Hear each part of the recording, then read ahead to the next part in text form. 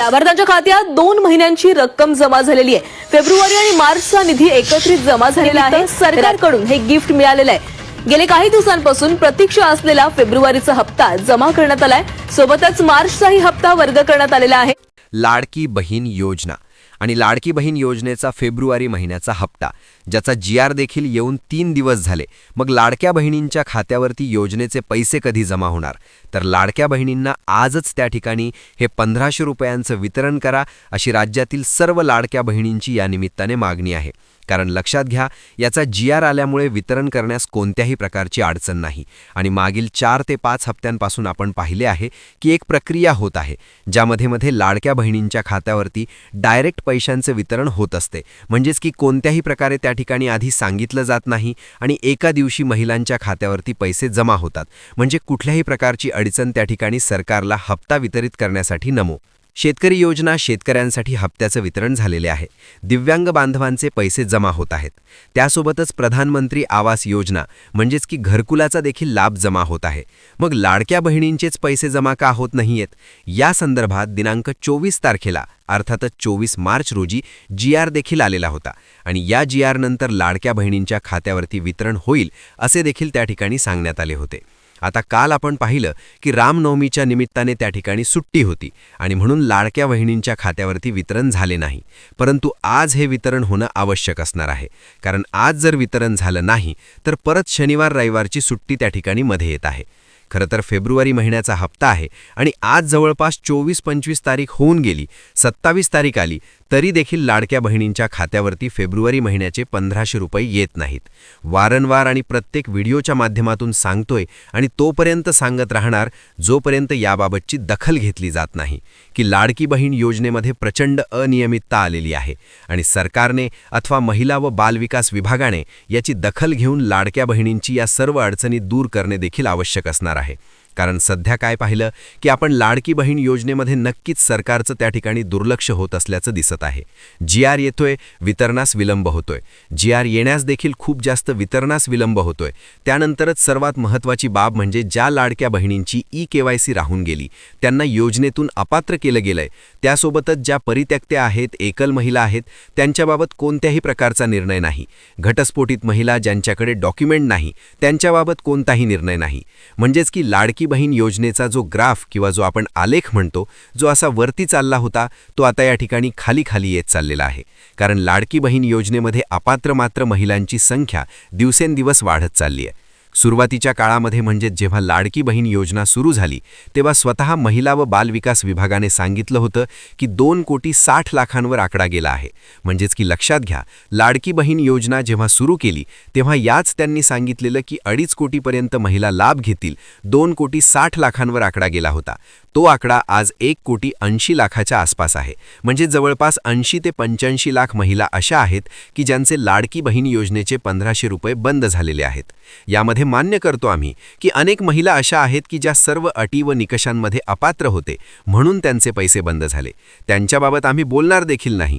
परंतु ज्या महिला पात्र आहेत, ज्या महिलांनी EKYC केली होती, तरी देखील अशा काही महिला आहेत की ज्यांचे पैसे बंद झाले आहेत।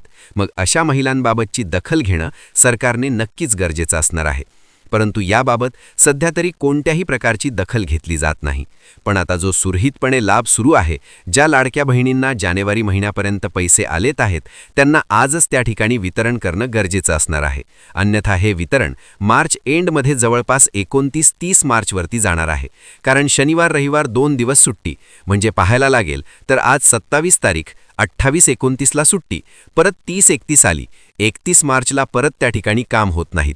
मग अशा पद्धतीने लाडक्या बहिणींचं वितरण काय एप्रिल महिन्यामध्ये करायचं का?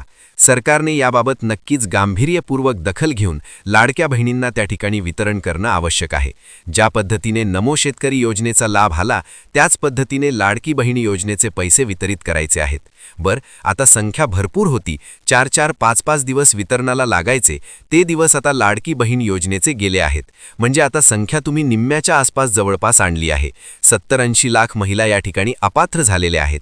मग आता वितरण एका दिवसात शक्य आहे.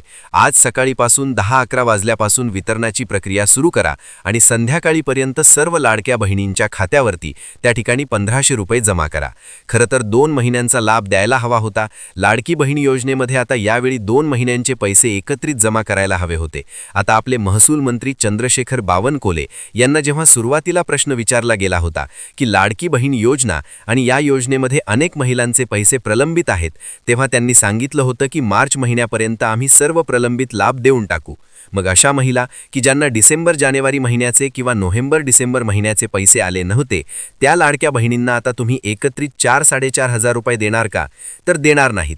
म्हणजे आधीच क्लिअर करतो की ज्या लाडक्या बहिणींना 2 महिन्यांचे पैसे आले नव्हते, त्यांनी विचारलं की आमचा प्रलंबित लाभ येणार आहे का? तर प्रलंबित लाभ तुमचा येणार नाही. आता जे आज शक्यतो आजच वितरण होण्याची शक्यता देखील आहे, ते आजचे वितरण हे 1500 रुपयांप्रमाणेच असणार आहे लाडक्या बहिणींच्या खात्यावरती. आता याबाबतची अधिकची माहिती बोलायचं झाल्यास बघा, निधी वितरणासाठीचा GR किती तारखेला आलाय? तर 24 तारखेला GR आलाय. GR आला म्हणजे काय झालं?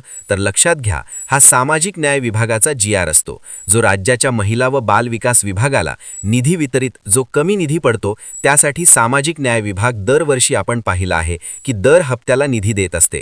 यावेळी 228 कोटींच्या आसपासचा निधी लाडकी बहीण योजनेचा हप्ता वितरित करण्यासाठी महिला व बाल विकास विभागाला कमी पडल्यामुळे सामाजिक न्याय विभागाच्या वतीने तो 228 कोटींचा निधी त्या ठिकाणी महिला व बाल विकास विभागाला देण्यात आलेला आहे.